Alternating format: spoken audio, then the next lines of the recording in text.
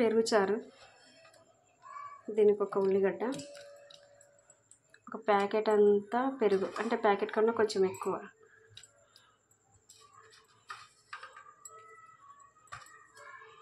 ఉల్లిగడ్డ. దీన్ని మంచిగా లోపల వేసి మన పచ్చిపులుసుకి తీసుకున్నట్టు తీసుకోవాలి అంతా.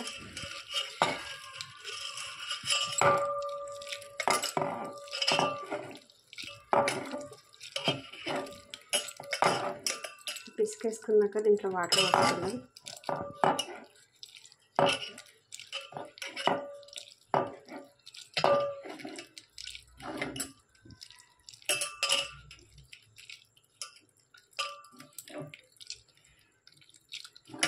ఇప్పుడు ఇందులో వాటర్ పోసేసుకుందాం. పిసికేసుకున్నాం, పచ్చిపులుసు ఎట్లా చేస్తాం అట్లానే ఇందులో వాటర్ పోసుకోవాలి. మనకు సరిపడా వాటర్, మరీ లూజ్ కాకుండా మరీ టైట్ కాకుండా పోసేసుకుందాం.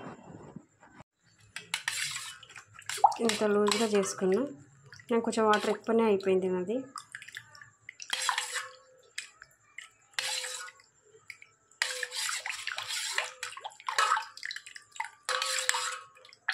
ఇప్పుడు దీన్ని తాలింపు పెట్టుకుందాం.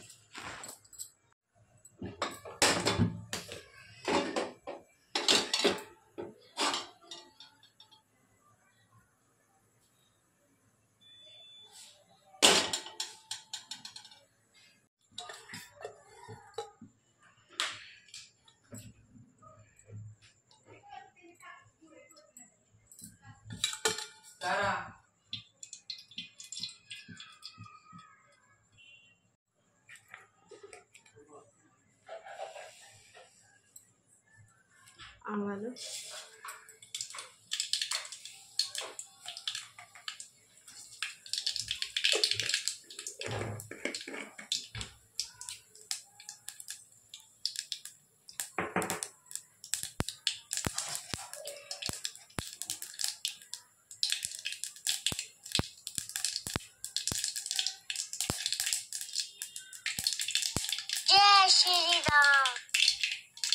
ఈ జీలకర్ర కూడా వేసుకోవచ్చు. నేను జీలకర్ర వేయాలి, లేకపోతే ఎండుమిర్చి కూడా వేసుకోవచ్చు. మీ దగ్గర ఎంత వేయండి. నా దగ్గర ఎండుమిర్చి లేదు కాబట్టి పచ్చిమిర్చి వేసుకుంటుంది. ఒకవేళ ఎండుమిర్చి ఉంటే ఎండుమిర్చి కూడా వేసుకోవచ్చు. జీలకర్ర వేసుకుంటే ఇంకా టేస్ట్ బాగుంటుంది.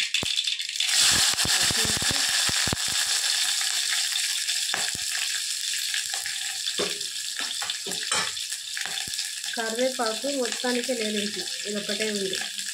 కరివేపాకు ఉంటే ఆ టేస్ట్ వేరు. అసలు కరివేపాకు లేదు.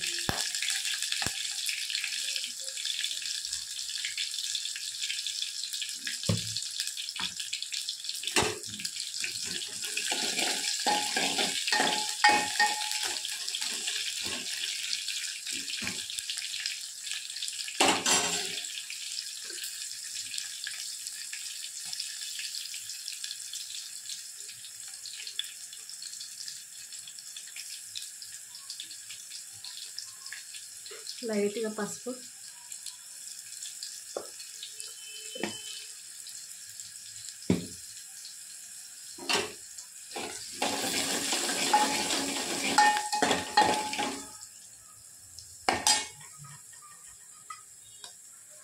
ఇది కొత్తిమీర.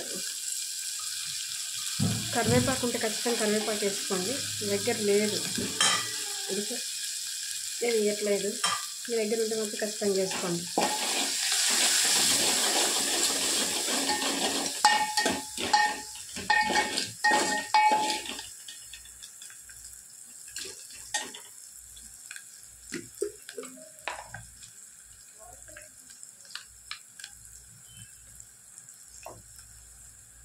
అల్లం వెల్లుల్లి పేస్ట్,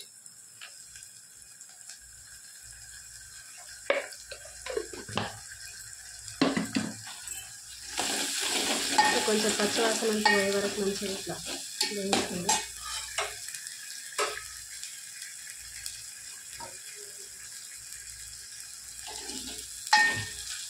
కొంచెం మంచిగా దూరగా వేయాలి. గోల్డెన్ కలర్ టైప్గా ఇక్కడ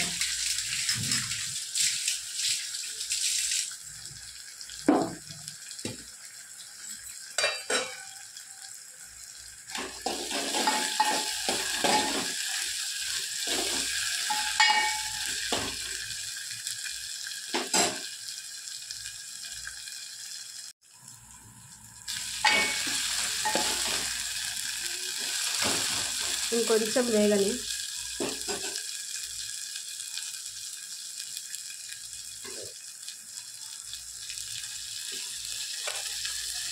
కల్లేమాకు ఉంటే ఇంకా టేస్ట్ మంచిగా ఉంటుంది, కల్లేమాకు లేదు.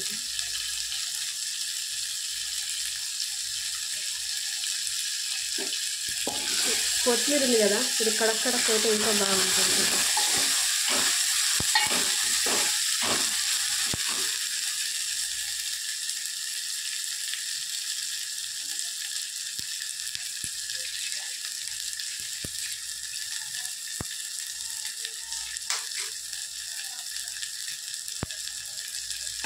దీంట్లో కొంచెం మెల్లిమెల్లిగా వస్తుంది, పోయి చిన్న వేసి వస్తుంది.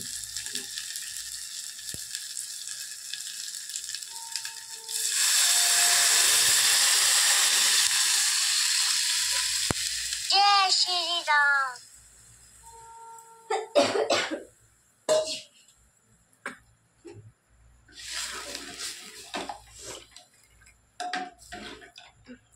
దీన్ని ఒక 5 నిమిషాలు ఇట్లా కలుపుతూనే ఉండాలి.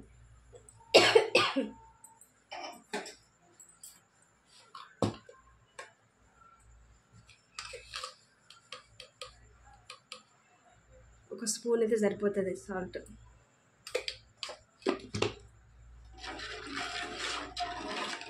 నేను ఒక 5 నిమిషాలు ఆపకుండా ఎట్లనే కొంచెం కలుపుతూనే ఉండాలి, లేకపోతే మొత్తం పాలంతా విరిగిపోతే ఎట్లయితుంది అట్లయితుంది. పోయి చిన్నగా స్లిమ్లో పెట్టుకోండి, ఇట్లా చిన్నగా పెట్టుకొని ఒక 5 నిమిషాలు అట్లా బాగా మంచిగా ఇట్లా కలుపుతూ ఉండాలి. మనం వేలు పెడితే గోరువెచ్చగా ఉండాలి.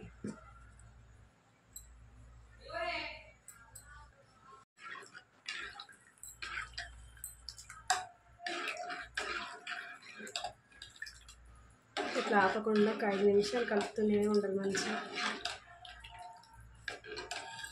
చూసుకుందాం ఒకసారి వేడైందా. చాలా వేడైపోయింది. ఇంత వేడి ఉంటే చాలు, లేకపోతే ఉల్లిగడ్డ మొత్తం మెత్తబడిపోయి అంత చారంతా పగిలిపోతుంది, పాలు విరిగిపోయినట్టు అయిపోతుంది.